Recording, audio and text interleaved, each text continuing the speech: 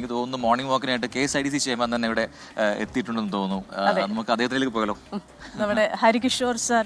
അതെ അതെ അതെ എനിക്ക് തോന്നുന്നു KSIDC MD റെഡിയാണെന്ന് തോന്നുന്നു അല്ലേ? നമുക്ക് നമ്മൾ വളരെ യാദൃശ്ചികമായിട്ട് നമ്മളിവിടെ നടക്കുമ്പോഴാണ് സാറിനെ കണ്ടത്. Good morning sir. അപ്പോൾ സമ്മിറ്റ് എങ്ങനെ പോകുന്നു? എന്താണ് നമ്മുടെ പ്രതീക്ഷകൾ? എന്താണ്, എങ്ങനെയാണ് ഈ സെക്കൻഡ് ഡേ നമ്മൾ നോക്കി കാണാൻ പോകുന്നത്? സമ്മിറ്റ് കേരളത്തിന് വളരെ പ്രതീക്ഷ നൽകുന്നൊരു സമ്മിറ്റാണ്. കേരളത്തിൻ്റെ നിക്ഷേപ സൗഹൃദ അന്തരീക്ഷവും കേരളത്തിൻ്റെ വ്യവസായ വിവിധ സെക്ടറുകളിലുള്ള ഇവിടെയുള്ള ആവാസ വ്യവസ്ഥ, നമ്മുടെ എക്കോസിസ്റ്റവും ലോക സമൂഹത്തിന് മുന്നിൽ നമുക്ക് പ്രദർശിപ്പിക്കാനായി എന്നുള്ളതാണ് ഈ സമ്മിറ്റിൻ്റെ ഏറ്റവും വലിയ ഒരു നേട്ടം. കഴിഞ്ഞ ഒരു ദിവസം കടന്നു പോകുമ്പോൾ ആ ഇരുട്ടി വെളുക്കുമ്പോൾ അത് നമുക്ക് നൽകുന്ന ഒരു ആത്മവിശ്വാസം എത്രത്തോളമാണ്? തീർച്ചയായും ആത്മവിശ്വാസം എന്ന വാക്കാണ് അതിൽ ഏറ്റവും പ്രധാനം. കേരളത്തിൻ്റെ ഏറ്റവും വലിയ ശത്രു എന്ന് പറഞ്ഞാൽ കേരളത്തെക്കുറിച്ചുള്ള ഒരു പെർസെപ്ഷനായിരുന്നു. കേരളം ഏത് മേഖലയിലും കേരളം വളരെ നല്ലതാണ് എന്ന് നമ്മൾ പറയുമ്പോഴും കേരളം പോരാ എന്നുള്ളൊരു പെർസെപ്ഷൻ പൊതുവെ നിലനിന്നിരുന്നു.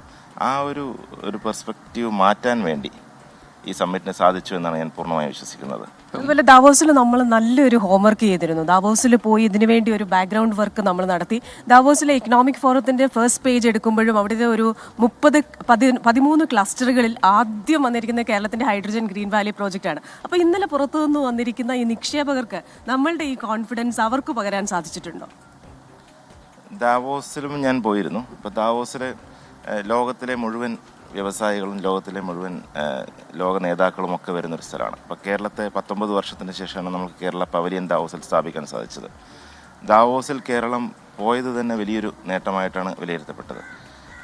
നമ്മൾക്കവിടെ കേരള ഈസ് ഇൻവൈറ്റിംഗ് എന്നൊരു campaign, Kerala is changing the nature of business, നമ്മുടെ കൂടുതൽ സസ്റ്റൈനബിലിറ്റിയിൽ ഊന്നിക്കൊണ്ട് കേരളത്തിൻ്റെ സാഹചര്യങ്ങൾക്കനുസരിച്ചുള്ള നമ്മുടെ ഏറ്റവും മികച്ച സ്കിൽഡ് മാൻ പവറാണ് നമ്മൾക്കുള്ളത് എന്നുള്ള ഒരു കേരളത്തിൻ്റെ പ്രത്യേകത നമുക്കവിടെ എടുത്തു പറയാൻ സാധിച്ചു. അപ്പോൾ ദാവോസിൽ പോയി കേരളം ലോകത്തിന് മുന്നിൽ അവതരിപ്പിക്കപ്പെട്ടു. വിദേശ നിക്ഷേപർ Kerala is ready, Kerala is willing, Keralam serious ആണ് എന്നുള്ളൊരു തോട്ട് ദാവോസിൽ നിന്ന് നമുക്ക് ആ ഒരു പ്രതീക്ഷ ലോകത്തിന് നൽകാൻ സാധിച്ചു. അതിൻ്റെ ഒരു കണ്ടിന്യൂറ്റി ആയിട്ടാണ് ഇവിടെ ഇൻവെസ്റ്റ് കേരള ഗ്ലോബൽ സമ്മിറ്റിൽ 26ലധികം വിദേശ രാജ്യത്തു നിന്നുള്ള പ്രതിനിധികൾ വരുന്നു എന്നുള്ളത് തന്നെ ഇതിൻ്റെ ഒരു കണ്ടിന്യൂറ്റി തുടർച്ച ഉണ്ടാകും എന്നുള്ളൊരു പ്രതീക്ഷയാണ്. ഇപ്പോൾ മുഖ്യമന്ത്രി ഇന്നലെ ഉദ്ഘാടന പ്രസംഗത്തിൽ പറഞ്ഞ ഏറ്റവും പ്രധാനപ്പെട്ട ഒരു കാര്യമുണ്ട്. അതായത് ചുവപ്പ് നാടയിൽ കുരുങ്ങില്ല ഒരു സംരംഭകൻ്റെയും സ്വപ്നങ്ങൾ, പ്രതീക്ഷകൾ. ആ രീതിയിലുള്ളൊരു മാറ്റം കേരളത്തിൽ സംഭവിക്കാൻ പോകുന്നു എന്നാണ്. ഇപ്പോൾ സാറും പറയുന്നു അങ്ങനെ ഒരു പെർസെപ്ഷൻ ഉണ്ടായിരുന്നു, കേരളത്തിൽ ഇതൊന്നും നടക്കില്ല എന്ന രീതിയിലുള്ളൊരു പെർസെപ്ഷൻ ഉണ്ടായിരുന്നു. യഥാർത്ഥത്തിൽ അത് യാഥാർത്ഥ്യം എന്താണ്? ഇപ്പോൾ പലപ്പോഴും പറയുന്നു കേരളത്തിൽ വ്യവസായം തുടങ്ങാൻ അത് വലിയ തലവേദനയാണ്, ഒരുപാട് അതിന് പിറകെ പോകണം, മറ്റ് സംസ്ഥാനങ്ങളോ അല്ലെങ്കിൽ പുറം രാജ്യങ്ങളിൽ പോയി കഴിഞ്ഞാൽ ഇറ്റ്സ് വെരി ഈസി എന്ന് പറയുന്നു. അപ്പം അങ്ങനെ കുറേ പേപ്പർ വർക്കുകളും ഒക്കെ ഉണ്ട് അതിൻ്റെ പിന്നിൽ എന്ന് പറയുന്നു. ലൈസൻസ് നേടിയെടുക്കാൻ പ്രയാസമാണെന്ന് പറയുന്നു. അതിൻ്റെ റിയാലിറ്റി എന്താണ്? ഈ പ്രത്യേകിച്ചും ഈ സ്റ്റാർട്ടപ്പുകൾക്കൊക്കെ ഇത്രമാത്രം ഒരു സാധ്യതയുള്ളൊരു ദേശത്ത് ഈ അത്തരമൊരു എക്കോസിസ്റ്റം എന്തുകൊണ്ട് അങ്ങനെ തെറ്റായി വ്യാഖ്യാനിക്കപ്പെട്ടു? ഞങ്ങൾ ഈ വ്യവസായ വകുപ്പിൽ പ്രവർത്തിക്കുമ്പോൾ വ്യവസായത്തിനെക്കുറിച്ച് ആലോചിക്കുമ്പോൾ അതിനെ ഒരു 20 സെക്ടറായിട്ട് തിരിക്കാൻ നോക്കാം. അപ്പോൾ 20 മേഖലയെ നമ്മൾ തിരിച്ചാൽ അയൺ ആൻഡ് സ്റ്റീൽ ഇൻഡസ്ട്രി ഒരുപക്ഷെ കേരളത്തിൽ അതിൻ്റെ റോ മെറ്റീരിയൽ ഉണ്ടാവില്ല, കേരളത്തിന് പറ്റിയതായിരിക്കില്ല. കെമിക്കൽ പൊല്യൂട്ടിംഗ് ഇൻഡസ്ട്രി നമ്മൾ കേരളം ചിലപ്പോൾ സ്വീകരിക്കണമെന്നില്ല. പക്ഷെ നിങ്ങൾ നോക്കിയാൽ വ്യവസായത്തിലെ ചുരുങ്ങിയത് 10-15 മേഖലകൾ കേരളം വളരെ മികച്ച രീതിയിൽ പ്രവർത്തിക്കുകയാണ്. ഒന്ന് ടൂറിസം ഇൻഫ്രാസ്ട്രക്ചർ. ടൂറിസം മേഖലയിൽ ഏറ്റവും മികച്ച അടിസ്ഥാന സൗകര്യം കേരളത്തിലാണ്. നിക്ഷേപകർ യാതൊരു മടിയില്ലാതെ കേരളത്തിലേക്ക് നിക്ഷേപിക്കാൻ വരുന്നുണ്ട്. സ്റ്റാർട്ടപ്പ് മറ്റൊരു മേഖലയാണ്. സ്റ്റാർട്ടപ്പിൽ ഇന്ത്യയിലെ ഏറ്റവും മികച്ച സ്റ്റാർട്ടപ്പ് എക്കോസിസ്റ്റം കേരളമാണെന്നാണ് കഴിഞ്ഞ 3 വർഷത്തെ റാങ്കിങ്ങിൽ പറയുന്നത്.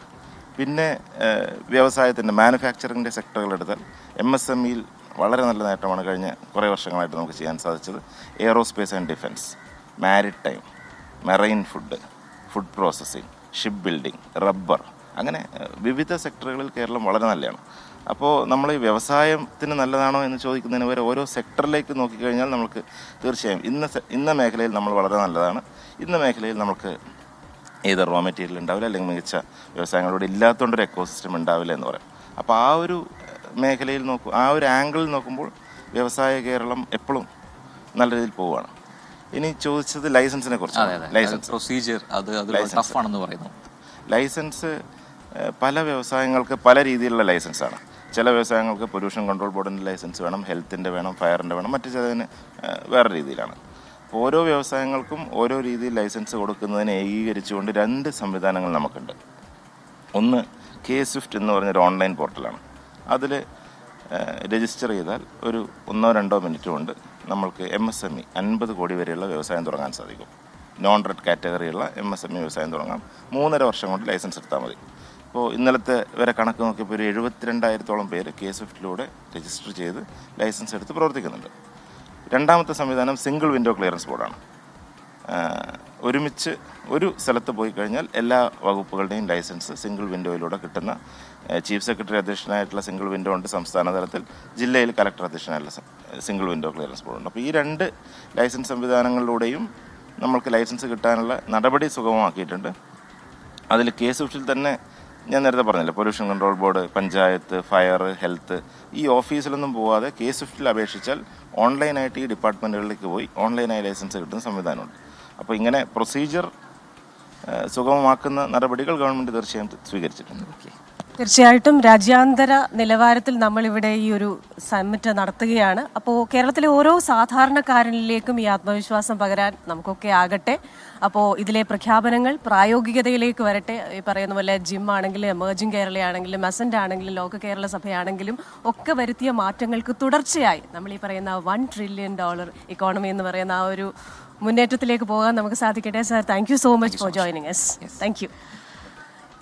KSIDC MD ഹരികിഷോർ സാറാണ് നമ്മോട് സംസാരിച്ചത്. അപ്പോൾ വലിയ പ്രതീക്ഷയോടുകൂടി കേരളം ഈ സബ്മിറ്റിനെ കാണുന്നുവെന്ന് സാറിന് വാക്കുകൾ വ്യക്തമാണ്. എത്രമാത്രം ആത്മവിശ്വാസമുണ്ട്. ഇന്നലത്തെ ആ ഒരു പ്രഖ്യാപനങ്ങളിൽ തന്നെ ഈ സമ്മിറ്റ് വിജയമാണ്, അതേപോലെ ഇന്നും പ്രതീക്ഷിക്കുന്നെന്നാണ് ഹരികിഷോർ സാറും പറഞ്ഞത്. തീർച്ചയായിട്ടും നമുക്കും ആ പോസിറ്റീവായിട്ടുള്ള ഔട്ട്ലുക്ക് തന്നെയാണ്. കേരളത്തിലെ ഓരോ സാധാരണക്കാരനിലേക്കും ഈ ആത്മവിശ്വാസം പകരാൻ ഇപ്പോൾ ചിലപ്പോൾ സാധാരണക്കാരായ മനുഷ്യർ കണ്ടുകൊണ്ടിരിക്കുമ്പോൾ വിചാരിക്കും ഈ പറയുന്ന വലിയ ആഗോള സമ്മിറ്റ്, ഒരുപാട് രാജ്യങ്ങളിൽ നിന്നുള്ള പ്രതിനിധികൾ വരുന്നു, ഇതുകൊണ്ട് ഞങ്ങൾക്ക് എന്താണ് പ്രയോജനം?